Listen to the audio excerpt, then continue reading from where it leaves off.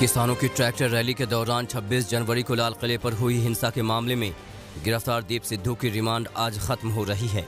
Delhi police आज दीप सिद्धू को court में पेश करेगी। पुलिस के मुताबिक दीप सिद्धू लाल किले पर भड़की हिंसा के मुख्य आरोपियों में शामिल है। गिरफ्तारी के बाद पुलिस उसे लेकर लाल किले भी गई थी, जहां क्राइम सीन का रिक्रिएशन कराया गया था।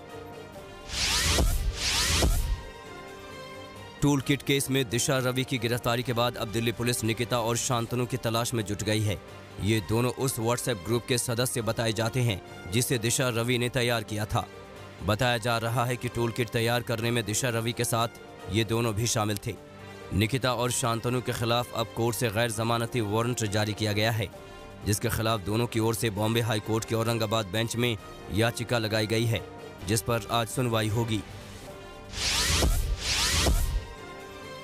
दिल्ली पुलिस ने टूल किट केस में बड़ा खुलासा किया है। पुलिस के मुताबिक टूल किट साजिश में खालिस्तान समर्थक पोएटिक फाउंडेशन शामिल है।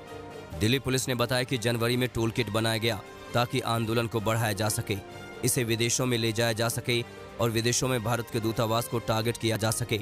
इसके लिए 11 जनवरी को जूम मीटिंग की गई थी। इस मीटिंग में निकिता, शांतनु और दिशा रवि शामिल थे। पर्यावरण एक्टिविस्ट दिशा रवि की गिरफ्तारी पर राजनीति भी गर्मा गई है। कांग्रेस महासचिव प्रियंका गांधी ने अपने ट्वीट में लिखा कि डरते हैं बंदूक वाले एक निहत्थी लड़की से। वहीं आम आदमी पार्टी ने दिशा रवि को तुरंत रिहा करने की मांग के साथ साथ दिल्ली पुलिस की कार्रवाई पर सवाल भी खड़े किए हैं। आप प्रवक्ता राघव चड्ढा ने कहा कि उनकी पार्टी मांग करती है कि दिल्ली पुलिस गिरफ्तारी की असल वजह को सार्वजनिक करे। कृषि कानूनों के खिलाफ आंदोलन कर रहे संयुक्त किसान मोर्चा ने पर्यावरण कार्यकर्ता दिशा रवि की गिरफ्तारी की निंदा की है। संयुक्त किसान मोर्चा की ओर से जारी बयान में कहा गया है कि सरकार किसानों के आंदोलन को कमजोर करने के लिए शक्ति का दुरुपयोग कर रही है। संयुक्त किसान मोर्चा की ओर से दिशा रवि की रिहाई की मांग की गई है। उत्तराखंड के चमोली के तपोवन में हुए हादसे के बाद अब तक 56 शव बरामद किए जा चुके हैं, जबकि 150 से ज्यादा लोग अब भी लापता हैं। बरामद शवों में 30 शवों की पहचान भी की जा चुकी है। उधर 7 फरवरी को हुए हादसे के बाद तपोवन में मलबा हटाने का काम जारी है ताकि शवों को निकाला जा सके। देश भर के टोल प्लाजा पर ऑटोमेटिक पेमेंट सिस्टम फास्टैग आज रात से अनिवार्य हो गया। जिन लोगों ने अब तक अपनी गाड़ियों पर इसे नहीं लगाया है या जिनकी गाड़ियों पर लगे टैग काम नहीं कर रहे, उन्हें भारी जुर्माना भरना पड़ सकता है। जुर्माने के तौर पर ग्राहकों को अपने वाहन की कैटेगरी के हिसाब से लगने वाले टोल की दोगुनी रकम देनी पड़ सकती है। फास्टैग लगे वाहनों को टोल प्लाजा पर रुकने की जरूरत नहीं होगी।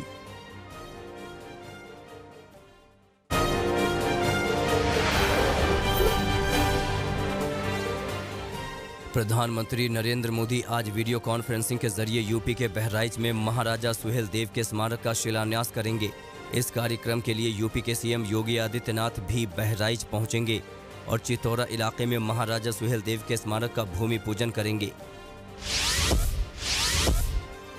कांग्रेस महासचिव प्रियंका गांधी ने उत्तर प्रदेश के बिजनौर में किसान महापंचायत को संबोधित किया। किसान महापंचायत में प्रियंका गांधी ने केंद्र सरकार पर हमला बोला और कहा कि प्रधानमंत्री मोदी ने बार बार रोजगार की बात की, किसानों की बात की, लेकिन उनके राज में कुछ नहीं हो रहा। कृषि कानूनों पर बोलते हुए प्रियंका गांधी ने कहा कि नए कानूनों से सिर्फ उद्योगपतियों का भला होगा और किसानों की कहीं पर सुनी ही नहीं जाएगी। किसानों के आंदोलन के बीच आम आदमी पार्टी के नेता भी किसान महापंचायत की तैयारी में हैं। आम आदमी पार्टी की ओर से 28 फरवरी को यूपी के मेरठ में किसान महापंचायत का आयोजन किया जाएगा, जिसमें खुद दिल्ली के सीएम अरविंद केजरीवाल शामिल होंगे। आप सांसद संजय सिंह ने ये जानकारी दी। आम आदमी पार्टी किसानों के आंदोलन का लगातार समर्थन करती रही है। आंदोलन के बीच अरविंद केजरीवाल ने सिंघू बॉर्डर का भी दौरा किया था। भारतीय किसान यूनियन के नेता राकेश टिकैत ने आज तक से बातचीत में कहा कि कृषि कानूनों पर चर्चा के लिए प्रधानमंत्री मोदी को आने की जरूरत नहीं है। वो जिसे भी भेजेंगे हम उनके साथ बातचीत को तैयार हैं। राकेश टिकैत ने यह भी कहा कि अगर सरकार बातचीत के लिए आगे नहीं आती है तो वो यहीं डटे रहेंगे और किसानों का आंदोलन चलता रहेगा। राकेश टिकैत ने फिर से मांग की कि केंद्र सरकार तीनों कृषि कानूनों को रद्द करे। गुजरात कांग्रेस के कार्यकारी अध्यक्ष हार्दिक पटेल ने राकेश टिकैत को गुजरात में रैली करने का न्योता दिया है। हार्दिक पटेल ने बताया कि उन्होंने खुद राकेश टिकैत से बात कर उन्हें गुजरात आने का न्योता दिया है। हार्दिक पटेल ने कहा कि वो चाहते हैं कि कृषि कानूनों को लेकर अपनी राय राकेश टिकैत गुजरात किसानों के साथ भी साझा करें। प्रधानमंत्री नरेंद्र मोदी ने अजमेर में ख्वाजा मोइनुद्दीन चिश्ती के 809वें उर्स पर दरगाह में चादर पोशी के लिए चादर सौंपी। पीएम मोदी ने ये चादर अल्पसंख्यक मामलों के मंत्री मुख्तार अब्बास नकवी को सौंपी। प्रधानमंत्री मोदी लगातार अजमेर शरीफ में चढ़ाने के लिए चादर भेजते रहे हैं। इससे पहले पीएम मोदी की ओर से 6 बार अजमेर शरीफ में चादर चढ़ाई गई है।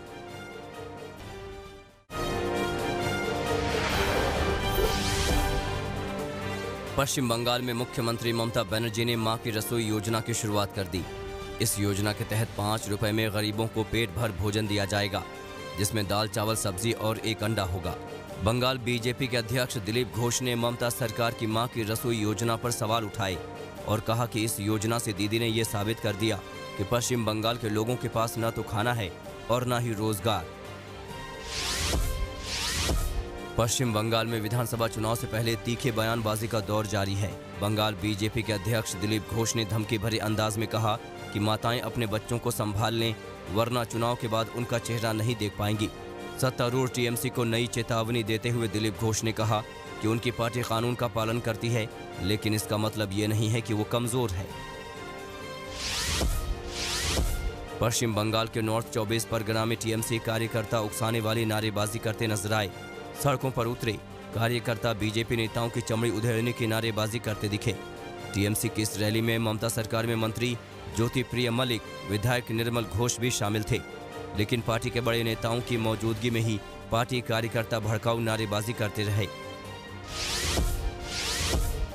पश्चिम बंगाल में प्रदर्शन के दौरान पुलिस की लाठीचार्ज से घायल डीवाईएफआई कार्यकर्ता की मौत के बाद राजनीति गर्मा गई है।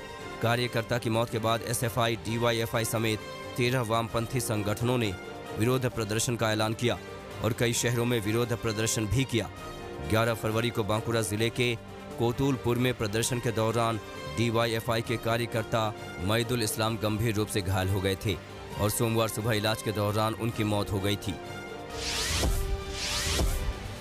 पश्चिम बंगाल में चुनावी माहौल के बीच प्रधानमंत्री मोदी एक बार फिर प्रदेश का दौरा करेंगे। प्रधानमंत्री नरेंद्र मोदी 22 फरवरी को पश्चिम बंगाल के हुगली जाएंगे। पीएम मोदी हुगली के डनलप मैदान में एक रैली को संबोधित करेंगे। साथ ही दक्षिणेश्वर मेट्रो का भी उद्घाटन करेंगे। केंद्रीय गृह मंत्री अमित शाह 18 फरवरी को दक्षिण 24 परगना जिले के काकद्वीप से बीजेपी की 5वीं परिवर्तन रथ यात्रा को हरी झंडी दिखाएंगे। इससे पहले 11 फरवरी को अमित शाह ने उत्तर बंगाल के कूच बिहार से 4थी परिवर्तन रथ यात्रा को रवाना किया था। बीजेपी ने अपनी रथ यात्रा की शुरुआत 6 फरवरी को नादिया जिले के नवद्वीप से की थी। इसके बाद 9 फरवरी को दूसरी रथ यात्रा बीरभूम जिले के तारापीठ से और तीसरी रथ यात्रा झारग्राम से रवाना की थी।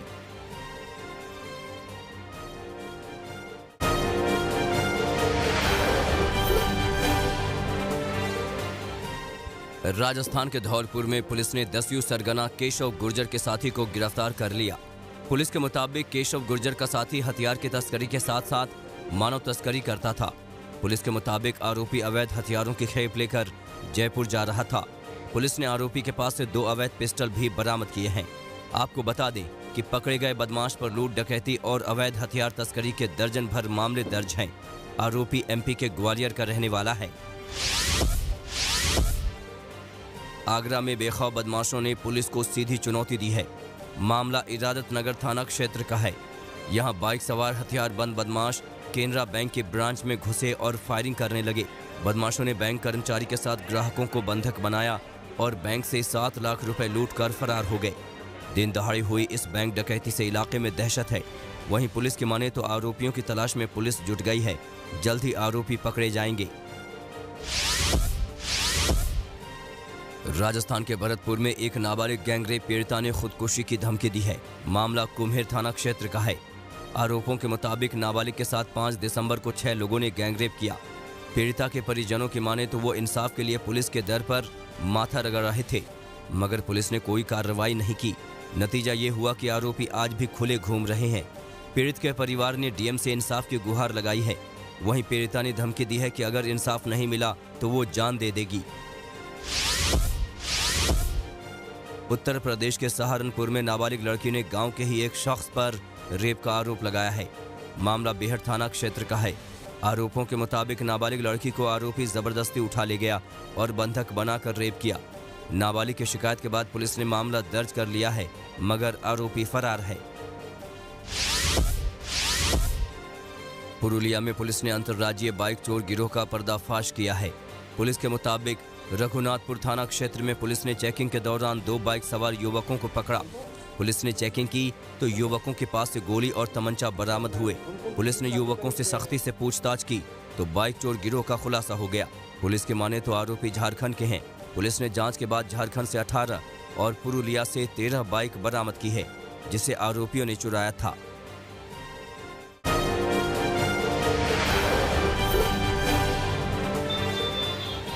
पटना के आलमगंज में एक युवक की दिन दहाड़े हत्या से हड़कंप मच गया।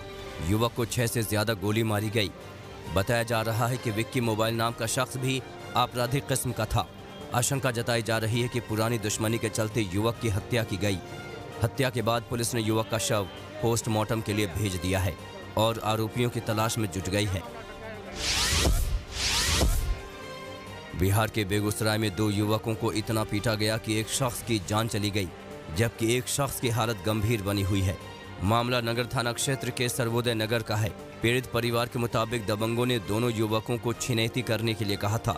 दबंगों की बात न मानने पर दबंग दोनों को घर से उठा ले गए और इतना पीटा कि एक शख्स की मौत हो गई, जबकि दूसरे की हालत गंभीर बनी हुई है। पुलिस मामले की जांच में जुट गई है। गोरखपुर में मेडिकल स्टोर संचालक से लूट करने वाले आरोपियों को पुलिस ने गिरफ्तार कर लिया है। पुलिस के मुताबिक आरोपी मेडिकल स्टोर संचालक के रिश्तेदार हैं। पुलिस ने आरोपियों के पास से अवैध तमंचा और लूट के रुपए भी बरामद किए हैं। पुलिस के मुताबिक इस लूटकांड का सरगना अंकित यादव नाम का शख्स है, जो अब तक फरार है। पुलिस ने आरोपी के ऊपर 25,000 का इनाम घोषित किया है। आपको बता दें कि मेडिकल स्टोर संचालक से 10 फरवरी को लूट हुई थी। बिहार के छपरा में अवैध शराब का जखीरा मिला है। पुलिस के मुताबिक गुप्त सूचना मिली थी कि हरियाणा से एक टैंकर में कोपा थाना क्षेत्र में अंग्रेजी शराब की डिलीवरी होने वाली है। उस आधार पर बीती रात छापेमारी की गई तो सड़क किनारे इस टैंकर को जब्त किया गया। इसमें ऊपर से गंदा पानी भरा था, उसके नीचे जगह बनाकर शराब की 110 पेटी छुपा कर रखी गई थी। नमस्कार, मैं हूं अंजना ओम कश्यप। हमें उम्मीद है ये वीडियो आपको पसंद आया होगा। लेटेस्ट खबरों के लिए यूं ही देखते रहिए आज तक और इस वीडियो के पसंद आने पर लाइक, शेयर एंड सब्सक्राइब करना ना भूलें।